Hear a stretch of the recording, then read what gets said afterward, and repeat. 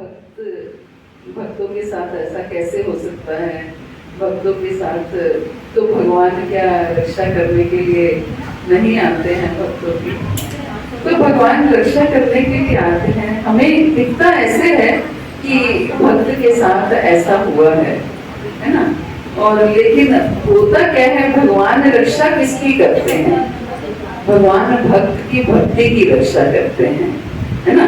उनका भगवान का बॉडी के साथ कोई ज्यादा रिलेशन नहीं होता है, लेकिन ऐसा शारीरिक भगवान के साथ कोई हो गया। हम भगवान के साथ अगर कनेक्टेड है तो आत्मा से कनेक्टेड है ना? हम आत्मा से कनेक्टेड है। हमें वंशो जीव लोग के जीव भूता सनातना कि हम भगवान क्या कहते हैं कि जीव जो है वो मेरे अंश हैं। कौन से जीव? ये नहीं कि जो जिसने अनन्या राधिका की बॉडी ली हुई है, जिसने ज्योति की बॉडी ली हुई है, ऐसा नहीं है। जो आत्माएं, ये आत्माएं जो हैं ये मेरा अंश है ना? तो आज अगर उनके साथ कुछ हुआ है तो जरूर कोई ना कोई हमारे पिछले जीवन के कर्मस हैं, है ना? कोई ना कोई कर्मस है जिसकी वजह से वो हमारे साथ आज ऐसा ब्रूटली बिहेवियर हुआ। तो पिछले जन्म में जब हम वैसे हम कह रहे हैं कि बच्चा कर्म की थ्योरी को जानता है। क्या जानता है कर्म की थ्योरी को? क्या बच्चा जानता है? बच्चा यही जानता है कि हमने तो किसी का बुरा नहीं किया, फिर हमारे साथ ऐसा क्या हुआ। बच्चा ये नहीं जानता कि ये कर्म की थ्योरी केवल इसी बॉडी की नहीं है, जन्मों की है ना? जिस शरीर में जब भीष्म पितामह ने 100 जन्म पूर्व का कर्म का फल भोगा, तो हम क्या हैं? हमने पता नहीं कौन से जन्म में कैसे इतनी ब्रूटली उनको मारा होगा, तो आज हमें वो देखना पड़ रहा है। भले ही भक्त बने, हम भक्ति कर रहे हैं, तो लेकिन फिर भी जो कर्म है, भगवान कहते हैं ना, तीव्र कर्म, तीव्रतर कर्म और तीव्रतम कर्म, ये 3 तरह के कर्म होते हैं।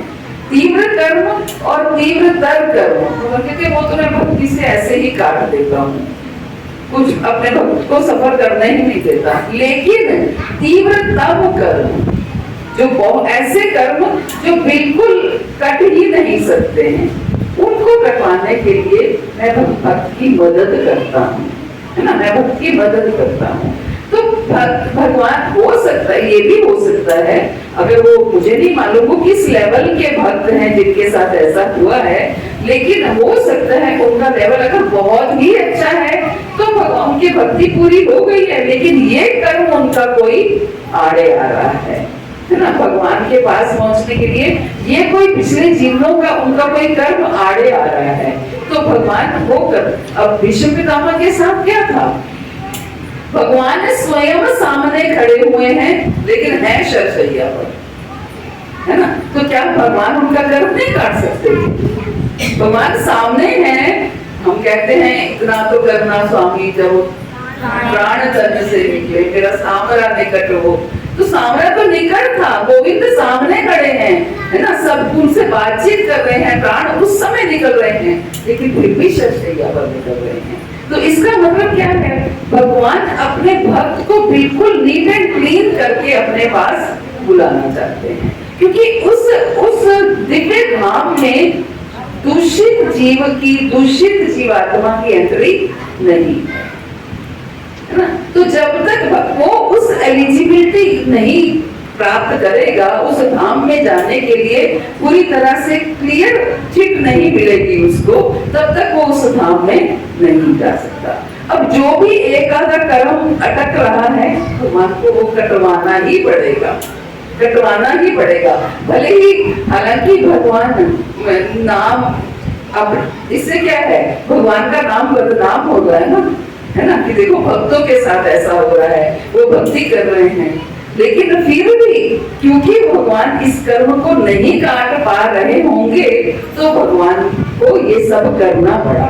अब हम नहीं जानते कि वो किस लेवल के भक्त थे, हो सकता भक्ति पूरी भी हो गई होगी, तो ये कर्म काटा और अपने पास बुलाया, नहीं तो फिर वापिस भौतिक जगत में उनको आना ही पड़ेगा भक्ति पूरी करने के लिए।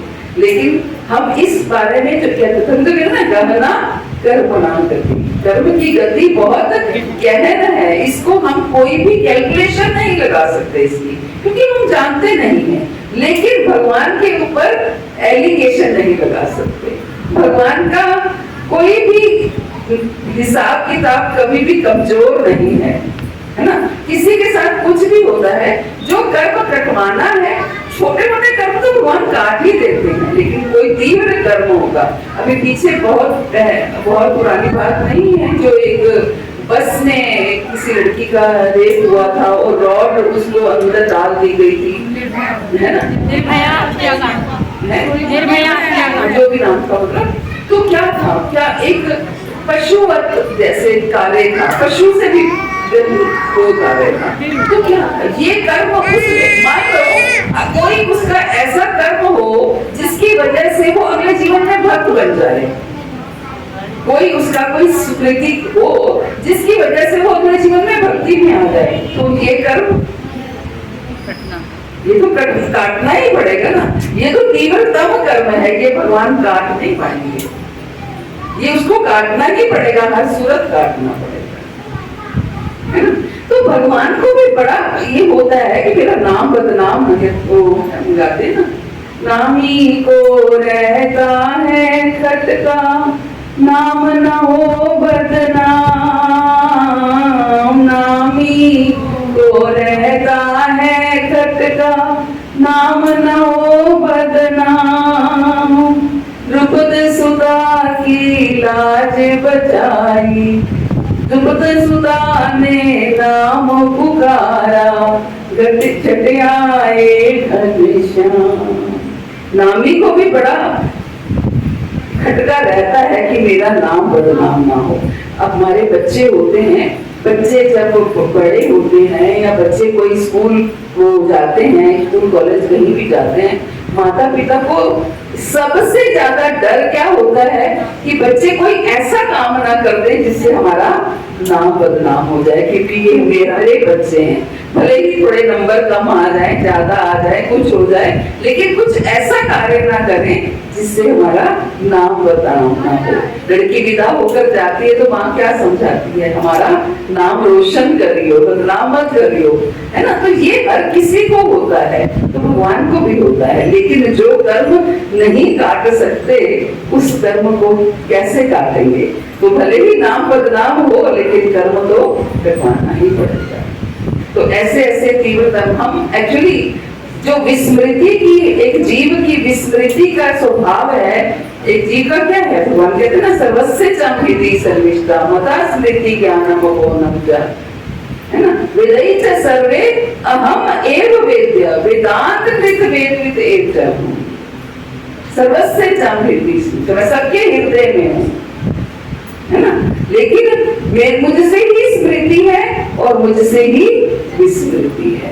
मैं जो कुछ याद दिलाना चाहता हूँ वो याद दिलाता हूँ, जो भुलाना चाहता हूँ वो भुलाता हूँ। ये कर्म जो है हमें कहाँ याद रहते हैं, हमें याद है हमने क्या किया, इस जीवन के भी नहीं याद रहते, पिछले जीवनों की तो कोई बात ही नहीं है, इस जीवन के भी याद नहीं रहते, हमने क्या क्या किसके साथ किया, कैसे कैसे हुआ, हम भूल जाते हैं।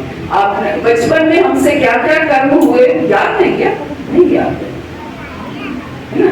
तो इस तरीके से हमें जो भी हुआ, जिसके साथ भी हुआ, चाहे भक्त के साथ हुआ, चाहे वो डॉक्टर माता जी जो भी हैं उनके साथ हुआ, कोई ना कोई तो उनका कर्म रहा ही होगा, है ना, जो आज ये हुआ, तो उस कर्म का भुगतान तो करना ही पड़ता है। माता जी, जब हम किसी अपनों से अपमानित होते हैं और ऐसे संबंधों से अपमानित होते हैं जिनके विषय में हम सोच भी नहीं सकते, तो अभी भक्ति के पहली सीढ़ी पर ही है, अभी तो भक्त वन में निकले हैं, तो उसे कैसे हैंडल करें माता जी, उस परिस्थिति को कैसे हैंडल करें? तो उसको भी इस तरीके से हमारा भाव होना चाहिए कि आज जैसे मान लो वो मेरे अपने, मेरे पति रूप में हैं या पिता रूप में हैं या माँ रूप में हैं, कल हम उनकी माँ होंगे, वो किसी जन्म में होंगे और हमने इनको ऐसे अपमानित किया होगा, आज वो हमें अपमानित कर रहे हैं, है ना। तो ये तो कर्मों का ही हिसाब किताब है। हमारे अपने कर्म हमारे आगे आते हैं, और जब हमारे आगे आते हैं तो हम टॉलरेट नहीं कर पाते हैं ना, हमसे बर्दाश्त नहीं होते हैं। लेकिन और ये हम इस चीज को मानने को भी हम तैयार नहीं होते हैं कि हमारे ही कर्म होंगे, क्योंकि एक जो मिथ्या अहंकार है ना, ये जीव के साथ साथ चलता है ना। हम जीव जैसे ही इस भौतिक जगत में आता है तो क्या है, उसकी प्रोग्रामिंग स्टार्ट जो होती है वो मिथ्या अहंकार से होती है। जैसे ही जीव आता है इस भौतिक जगत में, सुंदर है, इसका अहंकार, उच्च कुल में पैदा हुआ है, इस चीज का अहंकार है ना। किसी हाईली एजुकेटेड फैमिली में आ गया, इस चीज का, ये सारे मिथ्या अहंकार है ना। फिर थोड़ा सा और बड़ा हुआ, अच्छी हरकतें करने लगा, जल्दी चल पड़ा, जल्दी मैं कोई तो ये सारे अहंकार हैं। मेरे ग्रैंडसन ने 2 श्लोक गा करके रिकॉर्ड करके मुझे भेजे, तो मुझे कहता है कि गुरु महाराज आएंगे ना, उनको जरूर सुना देना, यानी उनको जरूर सुना देना। तो ये क्या है, मतलब इतने से बच्चे को ये हो रहा है कि मैंने कुछ किया है तो 4 लोग कम से कम सुने तो सही कि मैंने कुछ इतना अच्छा काम किया है, तो 4 लोग सुने तो सही। तो ये अहंकार हुई, इसी एज में ही शुरू से ही अहंकार उत्पन्न होने लगता है ना। और उसमें क्या है, माँ भी साथ देगी। हाँ, माँ अगर उसी समय समझाएगी, नहीं बेटा किसी को सुना नहीं, आप अपने लिए भगवान के प्रसन्न करने के लिए, भगवान सुन रहे हैं, भगवान को प्रसन्न करने के लिए करना है, तो उसमें थोड़ा थोड़ा अहंकार दबने लगेगा, वरना ये अहंकार तूल लेते हैं। हम देखते हैं ना अक्सर कि बच्चा कुछ अच्छा कार्य करता है तो माँ ही करती है, करके दिखा इसको करके, है ना। तो इससे क्या है, माँ का अहंकार तो चलो बड़ी है फिर भी संभाल लेगी, लेकिन वो बच्चे को पता ही नहीं है अहंकार होता क्या है, वो उत्पन्न शुरू होता है। तो ये सब कुछ हमारे कर्म है, पिछले कई जीवनों के सब कुछ, जो कुछ भी हमें झेलना पड़ रहा है, इसलिए हमें क्रोध करना, दुखी होना ये बिल्कुल नहीं होना चाहिए, क्योंकि ठीक है मेरे कर्म है, मुझे भोगने हैं। बस भगवान से प्रार्थना करो कि प्रभु शक्ति दे, हमें इतनी शक्ति दे कि हम ये सब कुछ जो हमें जीवन मिला है, भले ही अपमानित जीवन मिला है, भले ही दुख भरा जीवन मिला है, उसको हम सहन कर पाए, है ना, उसको हम सहन।